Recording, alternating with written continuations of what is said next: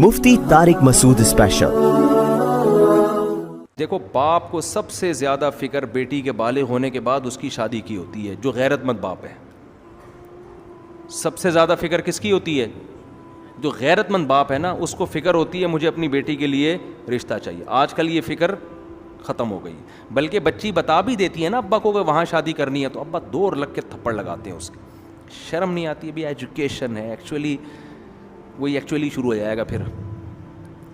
تو جو غیرت مند ہے، ہمیں یہ واقعہ اللہ اتنی تفصیل سے کیوں بیان کر رہے ہیں؟ یہ کوئی معاذ اللہ کہانی ہے، ایک ایک پہلو سے سبق دلانے کے لیے کہ وہ لڑکیوں کے والد نیک آدمی تھے تو وہ مسلسل تلاش میں تھے، مجھے اپنی بیٹی کے لیے کوئی اچھا شوہر چاہیے۔ تو ان کو اندازہ ہو گیا کہ یہ اس آدمی میں دو کوالٹیز ہیں، نمبر 1 صحت اچھی ہے، نمبر 2 ایماندار ہے۔ تو داماد کی سلیکشن میں بھی دو چیزیں دیکھی جاتی ہیں، صحت مند ہو اور ایماندار ہو۔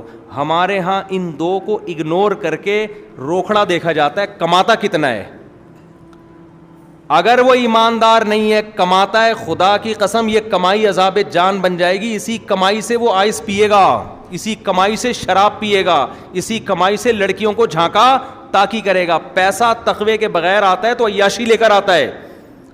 دوسری بات یہ کہ پیسہ آنے جانے والی چیز ہے، اگر صحت ہے تو بندہ بزنس کر کے پیسہ کما لیتا ہے، ایمانداری نہیں ہے تو پیسہ وبال جان، اور صحت نہیں ہے تو جب آپ کے اندر کمانے کی طاقت نہیں ہے تو پھر میری طرح آپ سبزی والوں کو پیسے بانٹتے پھرو گے۔ مجھ میں تو تھی طاقت لیکن ٹائم نہیں تھا نا، تو وہی ہو جائے گا۔ اس لیے علماء کہتے ہیں کہ ایک آدمی اگر صحت مند ہے تو اس کی جیب میں پیسہ ہے یا نہیں یہ مت دیکھو، بلکہ ایسے موقع پہ قرآن کیا کہتا ہے، ان یکونوا فقراء یغنیہم اللہ من فضلہ، اللہ اپنے فضل سے غنی کر دے گا۔ جب بیوی آئے گی تو کھلانے کا خرچہ بھی اللہ دے دے گا۔ تو ان کے والد نے بھی دیکھا بھائی صحت مند ہے، کما سکتا ہے اور ہے بھی ایماندار، تو داماد میں یہ دو چیزیں کافی ہیں۔ دو چیزیں مل گئیں، فوراً اپنی بیٹی کا رشتہ موسیٰ علیہ السلام کے لیے پیش کر دیا اور کہنے لگے انی ارید ان انکحک احدی ابنتی ہاتین، کہ میں چاہتا ہوں ان دونوں میں سے ایک بیٹی کی شادی میں آپ سے کروں۔ اسی وقت فیصلہ کیا ہے۔ کہاں گئے استخارے 6 مہینے کے بھائی؟ کہاں گئے وہ پتھر پہلے نگینے معلوم کروائیں کہ ان سے ملتا بھی ہے نگینہ کہ نہیں ملتا، اور جو ہے وہ استخارے نکلواؤ، اگر نیلا آیا تو پھر کر دو، پیلا آیا تو بھائی داماد میں دو چیزیں جب ثابت ہو گئیں اب کسی استخارے کی ضرورت نہیں ہے، فوراً۔ پھر یہ بھی نہیں کہا اچھا میں اپنے چاچا، ماموں، خالہ، پھپھو، ممانی، اور مصر سے میری کزن بھی آئی ہوئی ہے، اور ادھر فلسطین سے میرے نانا آئے ہوئے ہیں، ان سب کو میں بلا کے جرگہ ہوگا، وہ جرگہ فیصلہ کرے گا کہ اس بیٹی کی شادی آپ سے کرنی ہے کہ نہیں کرنی۔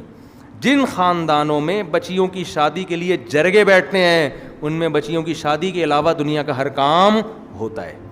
باپ کو اللہ نے اتھارٹی دی ہے، ہاں یا نہ اسی وقت کر دے۔ وہ سمجھتے ہو، باپ بہترین فیصلہ کرتا ہے۔ میری جب شادی ہوئی نا تو میری جو وائف ہیں الحمدللہ اور ان سے میری اولاد ہے، ان کے ابا نے رشتہ داروں کو بتائے بغیر ہاں کر دی تھی، کیونکہ میں دوسری کر رہا تھا نا۔ وجہ یہی تھی کہ وہ کہہ رہے ہیں یار ہم جب بتائیں گے نا دوسری تو کوئی بھی نہیں مانے گا، تو باپ کو پتا ہوتا ہے کہ یار میرے نے کیا فیصلہ کرنا ہے۔ تو انہوں نے مجھے یہ بتایا تھا کہ آپ جب نکاح پہ آئیں گے تو آپ نے بتانا نہیں ہے کہ میں دوسری کر رہا ہوں، آپ نے یہی شو کرنا ہے کہ میں کیا ہوں، کنوارا، کیونکہ پھر ایک نئی بحث چھڑ جائے گی۔ تو رشتہ داروں کو سمجھانا بڑا مشکل ہوتا ہے، اور باپ ڈیسیجن لے سکتا ہے، تو لے لیا انہوں نے ڈیسیجن الحمدللہ، اللہ کے فضل سے آپ کے سامنے، میرا خیال ہے 13-14 سال ہو گئے شادی کو۔ اگر وہ نہ فیصلہ کرتی نہیں، پہلے ماموں سے پوچھوں گا، چاچے مامے سارے، ابے کیا دوسری والے کو دے رہے ہو، ابے اس کے پہلے سے بچے، ابے پاگل ہو گئے ہو گیا۔ اتنی انکوائری ہوتی نا، اتنی انکوائری کمیشن آفیسر میں بھرتی ہونے کے لیے اتنی انٹیلیجنس خفیہ ایجنسیاں انکوائری نہیں کر رہی ہوتی جتنی باقی سارے کر رہے ہوتے ہیں۔ ان کو وہ خطرات نہیں ہوتے جو بیٹی کو گھر میں بٹھانے کے ہوتے ہیں۔ تو باپ صحیح فیصلہ کرتا ہے۔ اس لیے میں لوگوں سے کہتا ہوں کہ جب آپ کی بیٹی کے لیے کوئی پیغام نکاح بھیجے تو زیادہ ادھر ادھر لوگوں کو لفٹ کرانے کی ضرورت نہیں ہے، خود فیصلہ کرو، خود۔ سمجھتے ہو؟ تو ان کے ابا نے بھی خود ہی فیصلہ اسی وقت، کوئی چاچا ماما کو فون نہیں کیا، نہ کسی سے مشورہ، کہا انی اریدو، میرا ارادہ ہے میں اپنی دونوں بیٹیوں میں سے ایک کا نکاح کس سے کرنا چاہتا ہوں، آپ سے۔ لیکن خطرہ یہ ہے کہ ادھر آپ کی شادی ہوئی ٹھیک ہے نا, آپ بیٹی کو لے کے چلے گئے, میری تو یہی 2 بیٹیاں ہیں گھر میں خدمت کرنے کے لیے, تو میں بوڑھا, میری خدمت کرنے والا کوئی بھی نہیں بچے گا. شرط یہ ہے کہ 10 سال آپ نے بکریاں چرانی ہیں, جو ہمارے گھر کا ذریعہ آمدن ہے, جو ہمارے گھر کا ذریعہ آمدن ہے. موسیٰ اور 8 سال چرانی ہے, 2 اگر آپ اپنی طرف سے کر دیں تو یہ غریبی ہے, یہ آپ کی طرف سے ہم پر کیا ہوگا, احسان. حضرت موسیٰ نے فوراً فیصلہ کیا ہے. حضرت موسیٰ نے بھی یہ نہیں کہا کہ ایکچولی میں ذرا استخارہ کر لوں پہلے, اس وقت حالانکہ پیغمبر بنے نہیں تھے, میں ذرا اپنی والدہ سے فون کر لوں. اب ظاہر ہے مصر والدہ سے کہاں جاتے ہیں ملاقات کے لیے, بس بھائی اب دوسرے ملک میں رہے, والدہ بھی نیک تھیں, ان کو پتا تھا میرا بیٹا میرے لیے کوئی اچھی بہو ہی لے کر آئے گا. کچھ بھی نہیں, پہلے میں اسٹیبل ہو جاؤں. ایکچولی اصل میں یہ جو 10 سال میں بکریاں چراؤں گا, یہ پہلے میں کمیٹی ڈالوں گا, پھر میری کمیٹی 6 سال کے بعد نکلے گی, پھر جب کمیٹی نکلے گی اس سے میں گولڈ خریدوں گا, پھر میں ڈیفنس میں گھر خریدوں گا, پھر اس کے بعد یہ ہوگا, پھر یہ ہوگا, جیسے کہ آج کل نوجوان کر رہے ہیں. ساری چیزیں ہو جاتی ہیں, جب بادام آتے ہیں تو کھانے کے لیے دانت منہ میں نہیں بچتے. میں نے دیکھا الحمدللہ بہت سے لوگوں نے اسٹیبل ہو کے شادی کی ہے, اسٹیبل ہو گئے, اور وہی میرا والا حال ہوا کہ جب پیسہ تھا تجربہ نہیں تھا, اور جب بزنس کا تجربہ آیا پیسہ شارٹ ہو گیا. تو بھائی ایک عمر ہے, کم عمری میں شادی کرو, جوانی میں شادی کرو, اس میں شادی کی لذت ہے, اس میں میاں بیوی میں عشق جیسی محبت ہوتی ہے. یہ جو بڈھے بڈھے ہو کے میں تو نکاح پڑھا رہا ہوں نا, اللہ کی پناہ, مجھے عجیب سا لگ رہا ہوتا ہے دولہا کو دیکھ کے.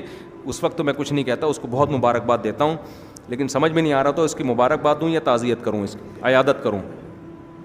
تو اس لیے بھائی ایک جگہ تو میں شادی میں گیا, میں سمجھا یہ دولہا کے نانا ہیں, پتہ چلا وہی دولہا تھے.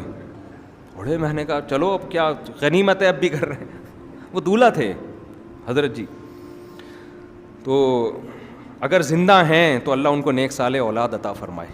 ایک 80 سال کا بوڑھا آدمی مری میں, ہمارے ایک جاننے والے عالم ہیں, اس نے کینیڈا میں کوئی لڑکی پھنسا لی, انگریز لڑکی نا, پاکستانی بڑے ہوشیار ہوتے ہیں, تو لڑکی پھنسا کے اس کو بلا لیا کہ شادی کروں گا تم سے. وہ بھی آ گئی, پتہ نہیں اس کے دل میں کیا ہوگا. اب یہ 80 سال کے بزرگ امام صاحب کے پاس صبح پہنچے. وہ امام صاحب مجھے واقعہ بتا رہے تھے نا, یہ اپنی مسجد کے امام کا بتا رہے یا اپنا ہی بتا رہے واللہ عالم.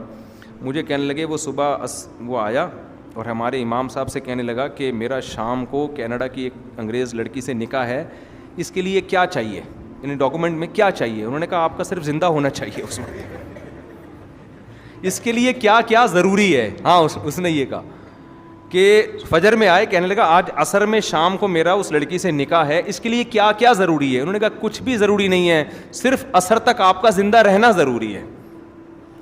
سمجھ رہے ہو؟ تو اس لیے ہر چیز کا ایک ٹائم ہوتا ہے.